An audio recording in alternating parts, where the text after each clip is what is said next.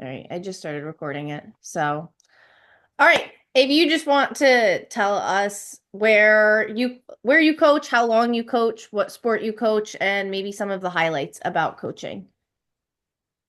So I've been coaching for 8 years. I've coached basketball at both the modified and varsity level, and I've coached softball at both the modified and varsity level. Um, some highlights. I'm just thinking from the varsity side. Um, every year we made it to sections, which is awesome. Just building relationships with the girls, building relationships with the parents, with other assistant coaches. It's all about the relationships for me and watching their progress. Gotcha.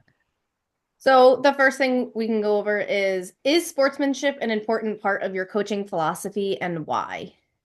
Yes. I think that's probably the number one for my coaching philosophy. I brought it back to one of my experiences. When I was going into 12th grade, I was playing summer league basketball and I went up for a rebound and fell on my ankle, broke all the bones in my ankle. And the player from the other team, I'll never forget her name, Kate Kane. She actually played at Nebraska. She was 6'5", D1, obviously, went to Nebraska. She stopped everything that she was doing and helped me up. And that's just something like I'll never forget. And I get chills even thinking about it. Like it was a close game and she just came over to me and helped me up, even though her team's on the other side of the court. I think sportsmanship can be also applied to other areas of life. You're not going to be a basketball player your whole life. You're not going to be a soccer player your whole life. But you can be a good human your whole life. And I think a lot of those characteristics of sportsmanship, playing fair, being honest, being a good teammate, being a good communicator, they can be transferred to a lot of other aspects in life. I completely agree. That's actually really cool, though, that you played against someone that went D1, Right? played for Nebraska. Yeah, that's actually really cool. Right? Um, so next it wants to know what is one event regarding good sportsmanship that sticks out the most from your experience. It could Oh, be, I have a good one. yeah, I was gonna say it could be Oh, I coaching, have a good one. be regular. So my teams know in the beginning I set my expectations, what I expect from them, what's supposed to happen, what's not supposed to happen. And I think that's really important part of being a coach is putting those expectations and being proactive. So one game we were playing a school. This is modified softball, and this is our rival team. They're 15 minutes away from us, and we were close with them the first time we played. So they wanted to get us back when we played again. That we what the time limit. So the time limit's 2 hours, and we had one more inning left, but that's the rule, 2 hours. And the game was done, and we won. Well, parents from the other side did not like that. They threw a fit.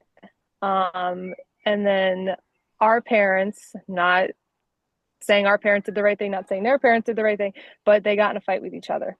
They were spitting in each other's faces. Some lady had a cane, was swinging it around. Yeah, it was crazy. And eventually, I had to call the police. I tried to defuse the situation. Then I realized everyone was too escalated, so called the police.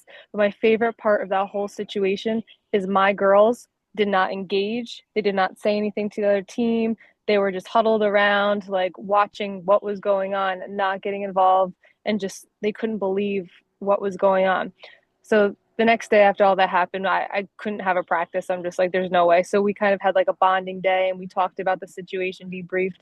I just told them how proud I was of them for not getting involved, not saying anything, and just huddling around behind the backstop and watching this all go down. They could have easily ran and got into it. They could have easily said something. They could have easily threw a punch or something like that. But not one of them moved because they knew of my expectations. And I was just so proud of them. And we had an ice cream party the next day. That's crazy that it was the parents that started it and not the kids. It But was the it was insane. They were spitting at each other, calling each other's names, about to throw punches, and that's when I was like, "Yep, I'm calling the police." geez Louise. At it, it's modified game. Yep. Yeah, unmodified. That's crazy. The next thing is, have you ever had issues with your players where they have been reprimanded regarding unsportsmanlike conduct? And this can either be during a practice or like a game situation. So this was my first year. one of my, and this is before like I realized the importance of setting expectations and telling them what I expected of them. One girl, we had a girl who was a little overweight on the team, and she mentioned something about her weight. And obviously that doesn't fly. I immediately brought her to the side, talked to her. She got, I talked to the parents too. I think parent communication is huge for coaching. Talked to her parents, talked to her, and she was suspended. After that situation, I learned how to put the expectations in first, let them know what is expected of them, and I think once they know that your expectations and you stick by those expectations, everything goes smooth from there. And that's the only problem I had with the girl saying something about her weight. Yeah, I feel like cheer, I deal with that, but don't trying to fit oh so many uniforms onto women. I feel, but that's Mm-hmm. yeah. It I'm was my trying to first year. get I'll better never with forget it. setting. I'm trying to get better with setting expectations at the start of my year rather than implement them in the middle. Even a contract too. I would have the girls sign a contract, have their parents sign a contract. Where I'm at now, they do the same thing, and it really helps because it's like, listen, like you sign this. These are the expectations. This is what your behavior. This is what your grade's supposed to be. There's no questions. Yeah. Yeah. So the next one leads into how did you deal with unsportsmanlike issues on your team? Like, did you have any consequences, any penalties, anything? So first, I spoke with her, and she denied it. But I was straight up with her. I said, listen, like I had four people come up to me and say something. And I wasn't lying to her. I had four different people come up to me and say, like, this is what we heard you say. So then she finally like admitted it after a little while. And I just explained to her, like, that's not appropriate. We don't do that. Like, how do you think that makes her feel? Then when her parents came to pick her up from practice, I talked with them. So parent communication. I suspended her for a practice and a game. Um, I didn't say you have to do this, but I like recommended it that you should apologize to your teammate. That's your teammate. It doesn't matter who it doesn't matter, but that is your teammate. You don't have to, but I would suggest that you should apologize. And she did apologize. And she at first she was so mad that I called her out because she's never been called out before. She was one of the best players on the team. Mm. Um, she was in eighth grade, so she was she called someone the seventh graders she made fun of. And she just never had, I guess, someone call her out like that. And she actually came around to me at the end of the season. She thanked me for doing that. She needed like a wake up call. Hmm. So then we can go into it's the next question is, are you familiar with the terms gamemanship? Um, Correct me if I'm wrong, but basically doing things that are not necessarily cheating, but on the line of cheating. Yeah, it would be like a some people think it's unethical, some people think it's ethical. It's just more or less of trying to gain an advantage without fully cheating, Got it.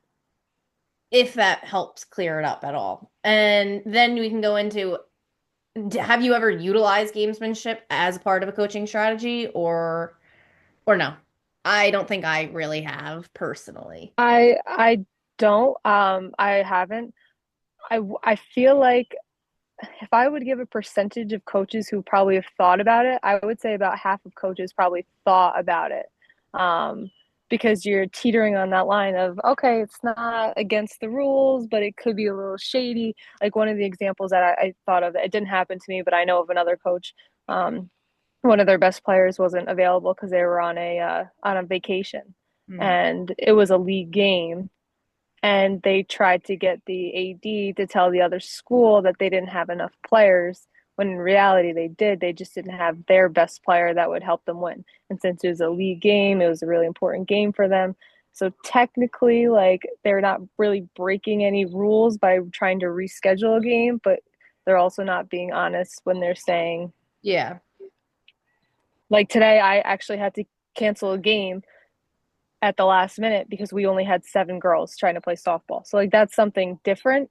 Yeah. Um, That's like we didn't have enough girls. It's not like I'm trying to win a varsity softball championship. We really just did not have enough girls. yeah. So I've never personally done it, but I would say if I had to put a number on it, I would say about half of coaches either thought about it or would do something like that. Would you say there's like a reason that you don't use gamemanship in your coaching strategy? Like, I personally just wouldn't use it because I think it's unethical. I don't think it's fair to other people who aren't trying to do that. I just think like I'm an honest person and I don't want the girls to see that I coach like, oh, hey, this is going on, like this is okay. Yeah, that Um, it's a way to go about things. exactly. So I think in like leading by example, like, you know what? Sorry, our best player's not here. Like, that's life.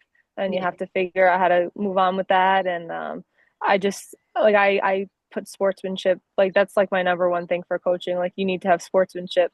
Like my girls know for basketball, for example, like when a girl falls down on their team, they go and lend their hand out to help them up. And that's the stuff people remember. Like my example I said in the beginning, like I still remember that day to a T. I remember her name Yeah. and like followed her after. Um, I don't know, like that's something that happened to me when I was 17 years old and I'm 30 now, so 13 years later, and I still remember that story. So just like sportsmanship is the most important part, and I feel like with the gamemanship, it's kind of teetering that, and I don't want to get involved with that. Yeah, I agree with that. So I feel like we've kind of hit it a little bit, but the next one would want to know, do you consider gamemanship as taking advantage of the rules or cheating? And do you feel that any advantage that might be gained from it is ethical? I can break that down into two if you need to, Yeah, but yeah, do that. so the first one was do you consider gamemanship as taking advantage of the rules or cheating? I would say taking it, yeah, definitely taking advantage of the rules. Um, it's just not what's supposed to happen. Yeah. It, if it was not supposed to happen, it's not supposed to happen. Don't do it, and don't get caught in a sticky situation Yeah. of, I'm cheating on this line. Just play fair. And the other thing is, if you get caught, what's going to happen after that? Yeah. And then the second part of that Like was if you're maybe going to states. I was just saying if you have a good team and like you're going to states or you're doing great and someone finds out down the line that this is what you did, you could risk losing your whole championship and your whole team and everything for that. true, true. And But just your reputation, I think a lot of the times like and I know you know from coaching, um cheer, like you know the cheer coaches, like I know the softball coaches, I knew the basketball coaches, like they were pretty much the same ones every year, and you yeah. don't want to get a reputation among the coaches, the athletic directors, the officials of this is who you are. Like I'm prideful of like who I am and how I am as a coach. I don't mean to toot my own horn, but like I think I like teaching kids what's most important in life. And like, yes, winning is important. I'm competitive. I like to win. But at the same time, what's more important, like teaching life skills or, hey, let's try to figure out how to finagle life and get by and do things not so ethical, you know? Yeah. Yeah. So I would assume that you feel, because the next one is, do you feel that any advantage gained is ethical? I'm going to assume that you don't think it's ethical. No, I don't. I think it's slimy. I think that's a good word. It's slimy because it's not necessarily, I mean, cheating in a way. I mean, I think it is, but technically it's teetering on that line. I just think it's slimy. Yeah. And like, you don't want that reputation. I don't think it's right. Play by the rules, play fair, play honest. Yeah. So we just have a few more questions. Yeah, Um, no problem. do you utilize a positive strategy regarding diversity on your teams? And if you could name a strategy that you might use. I like to give everyone a fair chance. I don't care who you are. I don't care what color you are. I don't care what ethnicity you are. I've had students, athletes from all different races, all different ethnicities, all of that. I really don't look at it like that. It's Yeah. just giving the athletes the opportunity. Like that's what coaching is about. Like giving these kids the opportunity to try and to help them learn and progress in the sport. Um, I mean, I when I do tryouts, I do rubrics to ensure I'm Up being for fair with everyone. Yeah. Yep, I also usually have when I have an assistant coach, we do two separate rubrics. The same it's the same rubric, but we do two separates and we compare our scores to make sure that like, hey, like why are you giving this person this score and I'm giving this person this score. I think just like for tryout purposes, when you are making cuts, just to ensure that you're doing it fairly and equitably. Yeah. That's what I usually do, to have the rubrics and making sure that my rubric aligns with my assistant coach's rubric. And if not, let's discuss on why or look closely to it. But like I said, with diversity, I mean, I don't care what race you are. I don't care who you are as a person. I mean, as long as you're a good human being, I don't care. I want everyone on my team. I want to include everyone. Sports means so much to me, and I want that to be included for everyone else. Yeah, I definitely agree with that. It's amazing what some of these kids can do, and especially if they actually just like find enjoyment in it and then they love it even more. Right? Just try. You never know. Yeah. Yeah. Like I have a lot of new cheerleaders, being that it's JV and there is no modified team, that it's like half of them end up walking away from the season and they actually like enjoy it and are very happy that like I was able to teach them something. Exactly, exactly. And you don't care what they look like. You don't care who they are. Like, doesn't matter as long as they put As long as they're effort and there they're for the good right people. reasons, yeah. Exactly, exactly. Have you had to deal with any diversity issues with your team members, such as maybe players not accepting someone due to gender identification, someone's status, their religion, or maybe like their racial background? No, the only thing I would say was the body image incident that I gave you before. Mhm. Um, I also, like in my role now, we had a student who, because of her religion, she couldn't wear the volleyball uniform. So I had to submit a waiver. We had a conversation with the team about it just because we didn't want her feeling like she was like an odd man out. And Yeah. actually, it was cool because she explained why. Um, Obviously, not into the depth of her religion, just to kind of explain like, hey, this is why I can't. And they were very not welcoming, but they were like interested in it. They were like, oh Yeah. wow, like this is like wow, I didn't know that. And they didn't make fun of her or anything. But other than that, I've had no issues, and I really think it's because of expectations. Well, that's good. I feel like both of your schools have been pretty diverse too, so I feel like that's especially something, the fact that you haven't run into that issue. Especially with my school now, we're 70% Hispanic. About half our kids speak Spanish. Mhm. Um, so I mean, just I don't care if you don't speak the language. I don't care if your customs aren't the norm, I don't care. Like, I just want you to be active, be in sports. And so I haven't really had any issues, thank God, knock on wood. So sorry I can't help you out there. You're all good. And then finally, do you address diversity acceptance in your preseason, and do you think it's a necessary element in your coaching responsibilities? I think since our world is becoming more diverse, I think it's definitely something to touch upon. Um, in my preseason meeting, like I'll talk about the rubrics, like just make sure, hey, like we don't want anyone saying, oh, she made the team because of this reason or he made the team because of this reason. Make sure you have your rubrics, make sure you have evidence, like you like write some stuff down. Make sure you do the rubric with someone else too, so you can compare scores, so it's just not you. And I know sometimes they do what is it called? I know I had to do it at some point. The bias training. Did you have to do that? I think so. Yeah, like so I know that's most of our coaches are teachers, so have they done that bias training? Yeah. Um, but yeah, I think it's something definitely to touch upon. I don't want to say like harp on it because I don't know. I guess it's because I just don't see the world like that. I see the world as everyone's equal, and who cares what you look like? Who cares what you speak like? We're all people, and give you like I think I have a hard time with that question just because I don't care. Like I don't care what you look like. I Yeah. don't care who you are. I don't care um that you speak a different language. I don't care that you moved to the country last year. I don't care. You're a person, and if you're here to play a sport, if you're here to get better, be on my team. Like Yeah. I think I have trouble with that because that just doesn't apply to me. I guess that's a good thing. Like I'm not, you know, Yeah. um, but Definitely. but I think it's definitely something, especially in the world that we're in right now, especially with all the politics too. I think it needs to be touched upon. Yeah. I think definitely just like a quick, like you said, making it brief, and then like if there's anything other that's major, it can obviously like be brought up to just the coach on like individual level rather than like a whole team sort of thing. Exactly. Exactly. But all right, that is all the questions that I had for today. Thank you so much for answering them and getting on the Zoom recording with me. You're so welcome. If you need anything else, please let me know. I'm happy to help. And if you have more questions or think about something, just shoot me a text. Yeah, all right. Thank you so much. Yeah, no problem, Morgan. See you later. See you. Bye. Bye.